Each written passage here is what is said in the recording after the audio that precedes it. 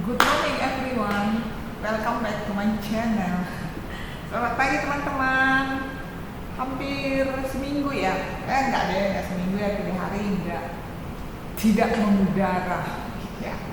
Oke, sambil ngopi, ini ngopi pagi ya, ngopi pagi. Kita ngobrol-ngobrol soal dunia penulisan ya, penulisan. Saya bukan orang yang aktif banget menulis juga sih gitu, tapi ya so lah gitu, lumayan lah gitu. Jadi nah kita bicara soal ini ya, bukan metodologi ya. Kalau metode penulisan mah itu kayaknya perlu presentasi deh gitu, dan template-nya seperti apa gitu. Tapi ini soal habit atau membiasakan diri untuk menulis aja sebetulnya. Jadi saya kebetulan beberapa kali mengisi acara, seminar atau workshop tentang dunia tulis menulis ya. Tulis menulis ya, karena saya pustakawan, jadi biasanya di bidang perpustakaan. Tapi walaupun bukan menulis terkait profesi kita, sebetulnya ya menulis itu sesuatu kebiasaan yang baik ya jika dikembangkan gitu. Jadi bukan karena tuntutan profesi misalnya gitu. Nah, dari pengalaman saya selama ini mengisi berbagai acara atau menghadapi mahasiswa atau orang-orang atau teman-teman yang merasa dunia menulis ini seperti apa ya, horor gitu. Scary kalau dibilang tuh nulis ya gitu, bikin artikel gitu kayaknya udah menakutkan sekali gitu ya. Itu rata-rata selalu bersoal atau punya masalah di pertama soal ide gitu. Idenya apa ya, mau nulis apa ya gitu. Atau idenya ada, nih persoalan kedua ya, nggak tahu cara menumpahkan ide tersebut gitu. Nggak tahu, aduh mau nulis mulai dari mana sih gitu. Nah, jadi karena kalau saya ide itu sih di mana-mana ada ya. Jadi kita ini kan kita hidup setiap hari mulai dari bangun pagi sampai malam tidur kembali lalu bangun lagi. Sebetulnya di rentang waktu ini katakanlah 12 sampai 20 jam mungkin kita beraktivitas, itu pasti banyak sekali hal yang bisa dituliskan ya kan. Masalahnya kita ini enggak sih, kita ngerasa nggak ya bahwa ada hal-hal yang bisa kita tuliskan kan itu. Jadi seringkali orang itu mentoknya di sini, merasa kalau nulis itu dia harus punya sebuah gagasan besar gitu, sebuah ide yang wah baru layak dituliskan. Padahal menulis ya apa yang kita pikirkan, apa yang kita rasakan, apa yang kita alami, kita tulis itu aja, as simple as that. Nulis ilmiah juga sama sebetulnya. Kita nih kayak nulis lah. Nah, saya misalnya pustakawan ya. Jadi saya tuh misalnya nih setiap hari saya ngamatin mahasiswa, melayani mahasiswa, butuh ini itu, topiknya segala macam. Lalu saya mikir, ini mahasiswa yang datang ke sini ini nih permintaannya macam-macam. Nah, macam-macamnya ini kenapa? Apakah tergantung fakultasnya, tergantung tipikal orangnya, atau tergantung prodinya, atau apa? Keluhan yang saya terima dari mereka, misalnya ada yang ngeluh tentang dosennya, ada yang ngeluh soal mata kuliahnya nggak jelas, ada yang ngeluh soal masalah pribadinya, apa segala macam. Nah, itu kan udah berapa topik itu coba. Lalu saya berniat nih, mau tak tulis jadi artikel gitu kan. Nah, kalau jadi artikel ilmiah kan berarti kan harus mengikuti pakem-pakem penulisan ilmiah juga. Nggak bisa asal ngarang sayanya gitu, kecuali mau bikin esai gitu kan. Nah, lalu saya buat dong survei kecil-kecilan. Saya tanya, Anda berapa kali ke perpustakaan dalam seminggu, dalam sebulan, tujuannya apa aja, yang paling apa Anda harapkan dari pustakawan apa, terus kendalanya. Udah, itu disodornya setiap kali mereka kan udah jadi gitu. Jadi di keseharian kita banyak topik yang bisa digali, tergantung ke kita peka nggak sih, kita sensitif nggak sih bahwa ini bisa nih dijadiin tulisan gitu. Nah, jadi saya kalau ngisi materi soal menulis ini rata-rata memang itu. Aduh, mulai dari mana ya Bu ya? Ngetik ini nulisnya mulai dari mana gitu kan? Nah itu. Jadi menulis itu sebetulnya gini loh. Ya tulis aja apa yang ada di pikirannya gitu kan. Saya itu pernah tuh kasih pelatihan, tulis aja apa yang ada di pikirannya. Tulis apa ya? Nah sekarang lagi mikirin apa coba? Misalnya gini. Ini Bu, misalnya nih. Ini gelas kopi ya. Ini gelas ada tulisannya kopi ya kan? Isinya kopi. Ini mau nulis ini coba, nulis ini. Jadi biasanya saya suruh dulu mendeskripsikan benda-benda yang paling sederhana. Ini deskripsi aja pun orang bisa ini loh, bisa nggak bisa keliru gitu. Jadi misalnya nih, kita kalau disuruh mendeskripsikan ini, artinya kita disuruh menggambarkan apa yang kita lihat ini, ya kan? Nanti ada loh orang, ada yang gini loh. Itu adalah sebuah gelas, sebuah mug berwarna biru, biasanya dibuat untuk menyeduh kopi dan dipakai di biasa bla bla bla bla. Padahal ini deskripsi, kalau disuruh deskripsikan ini adalah sebuah benda, ya kan, berwarna biru, berbentuk ini apa ya, lingkar bulat, lalu ada benda lain di dalamnya, kelihatannya seperti gagang sendok. Lalu benda ini ada semacam kupingnya, lalu ada tulisan Mikafi. Dalamannya sepertinya berwarna putih. Kan itu deskripsi. Jadi kita belum lari ke fungsi ke segala macam gitu. Nah itu latihan paling dasar untuk menulis biasanya yang saya lakukan kepada teman-teman. Lalu biasanya setelah tahapan itu pengembangannya lagi ke fungsinya, kemudian baru melebar. Nah di tahapan penulisan, latihan penulisan ilmiah saya seperti itu, jadi simpel, pokoknya sederhana, simpel, tapi orang tuh langsung nangkep, berharapnya saya begitu. Nah kembali ke soal topik, soal ide ya.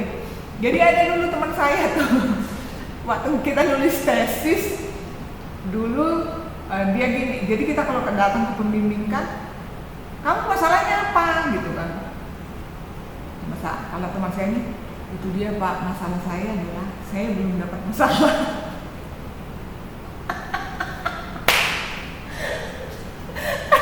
Kocak deh itu dosennya, itu Prof Ucak itu sampai karena apa, memang kalau nulis tesis itu kan harus ada problemnya dulu gitu, nggak bisa ngarang, nggak kayak nulis kalau anak eksakta ya, anak teknik, anak matematik itu bisa ngarang loh, ngarang masalah. Jadi misalnya kayak anak MIPA lah, gue mau nulis tugas akhir nih, gue nggak ada masalah gitu kan, dibikin aja masalahnya. Coba yuk campur zat ini sama ini, nanti jadinya apa gitu. Atau anak-anak coba cloning ini dengan ini, pisang dengan salak, nanti jadi, mereka bisa bikin masalah. Kalau bidang sosial memang bisa ya, kecuali dia eksperimen sosial ya, dibikin dulu masyarakatnya begini ya, itu kan ribet gitu. Jadi memang topik itu sering kali jadi jadi yang menghalangi di awal-awal menulis ini. Nah, padahal topik itu menurut saya banyak di sekitar kita, persoalan-persoalan hidup itu bisa ini kan. Nah, saya pernah dengar ceritanya dulu, waktu itu pernah cerita ya tentang Remy Silado. Oh ya, Remy Silado itu penulis novel produktif sekali lah gitu. Jadi para penulis ini punya metode atau punya pola bagaimana memelihara ide mereka. Karena apa? Ide itu kan kadang-kadang muncul di mana-mana ya. Kadang kita lagi naik angkot, kepikiran mau nulis ini gitu. Ternyata lagi di kereta gitu kan. Ini boleh juga ditulisin. Nah, gimana cara nge-keep ide ini supaya nggak hilang gitu? Yang paling aman sih ya dituliskan, segera dituliskan ya kan, atau kalau sekarang direkam lah di gadgetnya gitu, supaya nggak kehilangan ide itu. Nanti setelah itu di follow up. Nah, waktu itu cerita Pak Putu gini, Remy Silado ini dulu dia kan penulis produktif lah ya. Jadi di rumahnya itu ada mesin ketik yang jadul tuh. Mesin ketiknya itu ada 7 gitu ya. Di setiap mesin ketik ini udah dicantelin tuh kertas-kertas kosong. Jadi kalau dia pergi katakanlah dia keluar atau ke toilet deh, terus dia dapat ilham nulis, nah habis dari toilet dia ke mesin ketiknya, diketikin tuh idenya nih supaya nggak hilang gitu loh. Nah begitu juga dengan yang sampai nanti akhirnya ada 7 topik, ada 7 ide. Nah itu nanti dia ketika dia ada waktu dia kembangkan lagi idenya itu. Tapi yang jelas idenya itu dia keep, nggak hilang gitu. Cara nge-keepnya gimana? Ya ditulis gitu, disimpan seperti itu. Nah mungkin itu bisa ditiru juga gitu bagi teman-teman yang suka lupa akan ide-idenya gitu. Yang jelas sebetulnya latihan paling gampang, paling murah, paling simpel nulis itu adalah ya nulis status di sosmed, di Facebook. Jadi jangan ini dulu ya. Kalau saya sih kan ada tuh orang yang katanya kalau orang rajin nulis status di Facebook tuh udah kayak apa, maniak sosmed. Ya enggak lah, menulis itu kan melatih seseorang itu untuk produktif menyampaikan apa yang ada di pikirannya gitu. Kalau buat saya sih positif aja ya. Jadi berlatihlah menulis di sosmed, mulai dari status-status sederhana seperti itu supaya kita terbiasa, supaya itu jadi habit dulu gitu, jadi kebiasaan gitu. Nah masalahnya banyak orang nggak berani nulis karena takut salah kan, takut salah. Nah ini sebetulnya pilihan bahasa, ini persoalan lain dari dunia menulis. Itu sebetulnya udah urusan editor gitu ya, kalau ada editor gitu. Tapi kalau Anda juga nulis ya harus Anda mengedit kan. Jadi itu lebih ke gaya bahasa, pilihan kata gitu. Tapi masalah teknis lah gitu. Nah intinya adalah gak ada tulisan yang salah kalau menurut saya. Yang ada adalah salah ketik. Nah salah ketik kan bisa dibenerin, jadi benerin, bisa diedit. Apalagi sekarang tuh era ada KBBI daring, ada banyak cara untuk mengoreksi ejaan atau pilihan kata gitu. Jadi terus apa dong inti dari dunia tulis menulis ini? Ya kemampuan untuk kemampuan untuk berpikir dan kemampuan untuk berbagi. Buat saya itu gitu. Karena orang yang rajin nulis yang pasti adalah orang yang mau berbagi. Kalau dia nggak mau berbagi, sepintar apapun dia, sebanyak apapun pengetahuan dia nggak akan nulis. Dia akan keep itu untuk dirinya sendiri. Gitu. Makanya para penulis menurut saya adalah orang-orang yang memang suka berbagi. Dia berbagi apa aja yang dia pikirkan, apa yang dia ketahui, apa yang dia simpan di dalam pikirannya, tacit knowledge-nya itu dikeluarkan. Nah itu berbagi. Makanya menulis itu adalah berbagi gitu.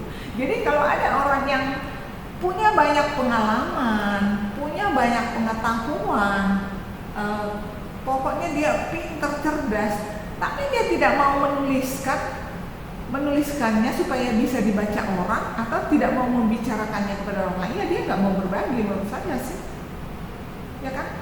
Atau mungkin hanya berbagi ke orang-orang tertentu, gitu. Jadi mari kita mulai berbagi dengan mulai menulis, gitu kan? Tulislah mulai dari status-status sederhana. Nanti lama-lama akan ketemu polanya, akan paham, oh begini cara penulisan yang benar. Lama-lama akan tahu, Anda akan menemukan style atau gaya Anda sendiri. Boleh niru deh, niru boleh. Oh saya suka nih gaya tulisannya Pramudia, saya suka nih gaya tulisannya Reni Silado atau tulisannya di Lestari, silakan aja gitu.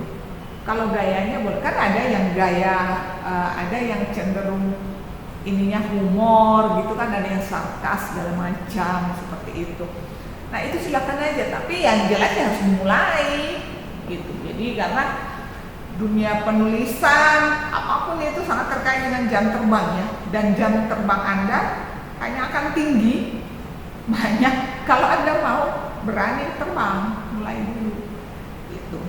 Jadi begitu teman-teman, sekedar berbagi pengalaman aja. Kalau buat saya memang nulis itu ya kayak minum kopi sih gitu.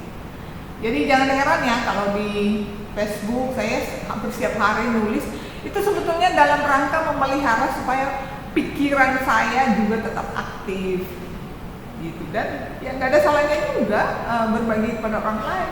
Kalau kita tulis itu misalnya apalagi bikin orang ketawa, itu kan banyak daripada bikin orang merengut. Begitu. By the way, udah baca buku ini belum? Aku udah baca ini, udah lama ya. Tapi aku mau baca lagi karena ini penulisnya ini keren banget. Keren banget ini. Ya. Oke, happy reading and happy writing.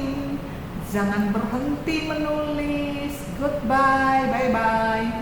Jangan lupa like, subscribe,